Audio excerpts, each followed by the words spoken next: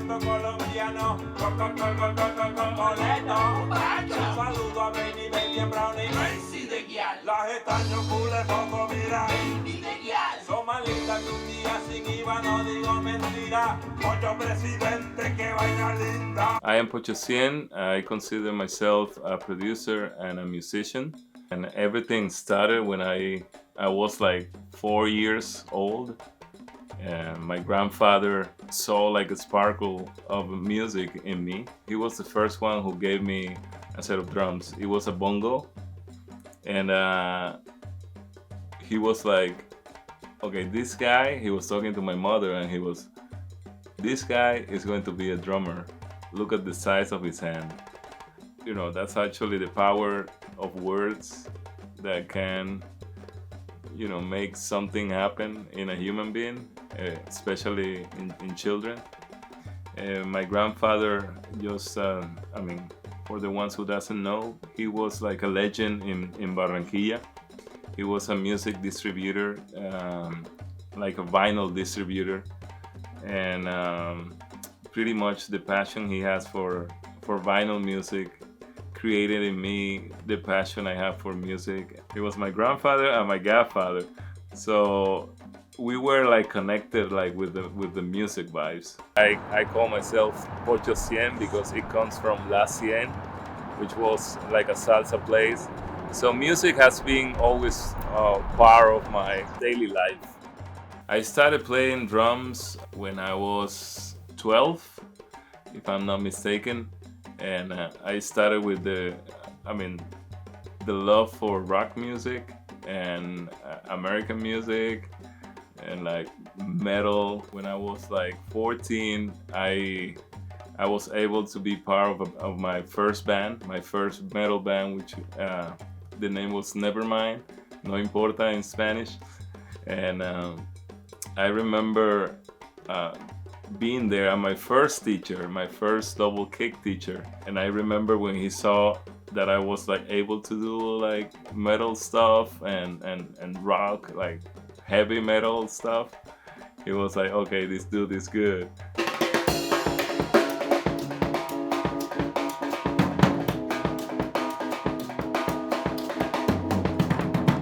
But I come from a city which is like, I had this background of Caribbean music, African music, so I always like had that on my mind to do like something else besides rock and roll.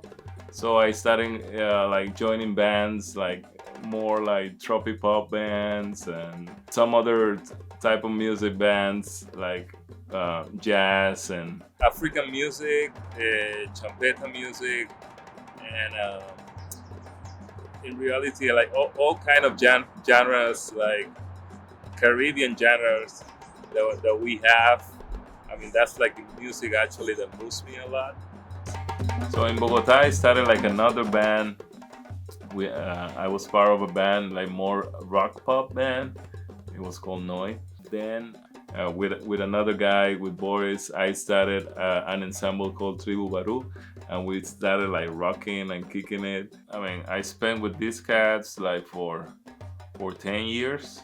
My daughters were born in Bogota, so all this period in Bogota was a lot of looking within and also being able to tour. I mean, that was the first band that I started to tour with. And we went to Europe. And then, I mean, we went to the US, we were touring here and there, performing. And we had a lot of support because it's like a cultural ensemble. That's the way we put it, and that's the way we sold it. In those tours, I fell in love with the US. The fact that I was touring and how I saw people enjoying the Caribbean vibe, the champeta music. I felt appreciation in the US, especially in New York. That was like a good thing because with that band, I started like to go abroad.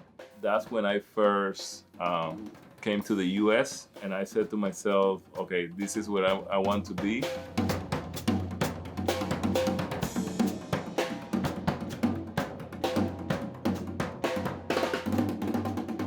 Exercise for me is like number one priority, and that's also a way for me to calm my mind.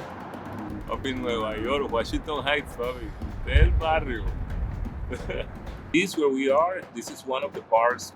I mean, where I usually come and work out.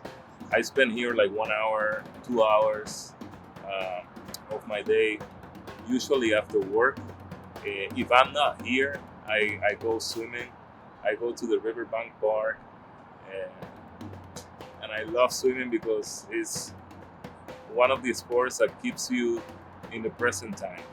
It's like meditating and flying, and it keeps you like down to earth. And whenever I'm done the workout at the swimming or here, I mean, I feel I can chill throughout the whole day.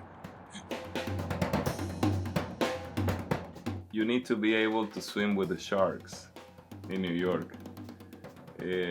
The city itself is hard at you. The city itself wants to put you down in a way, wants to make you feel blue sometimes. Not everybody is designed to be here in a way. If you don't realize that you, I mean, have the guts to be in that place, then New York will kick you out. But the one who stays, I mean, the ones who stay here and they are like focused, I mean, in my personal path, I mean, I here with a purpose, and I think I found the place I wanted to be for a while.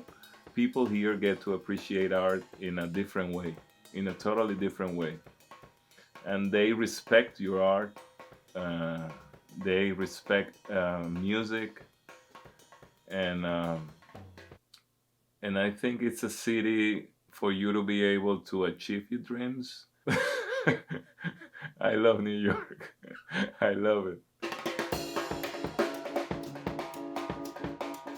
My best friend is located here also.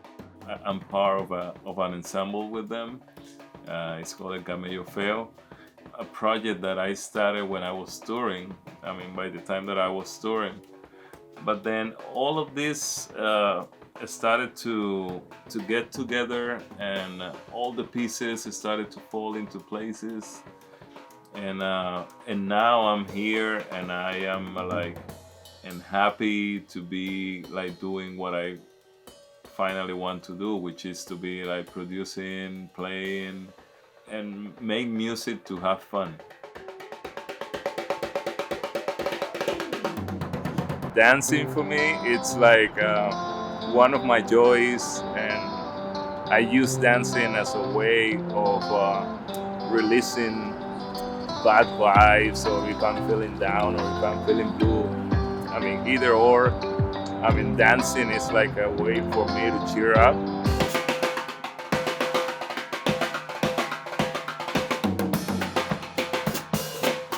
I'm living the dream, and I am focused on myself, working on myself, uh, being with myself, and I have a purpose, which is I have two girls, I have two kiddos, my girlies, and I want to be able to be the best version of myself for them, and that makes me happy.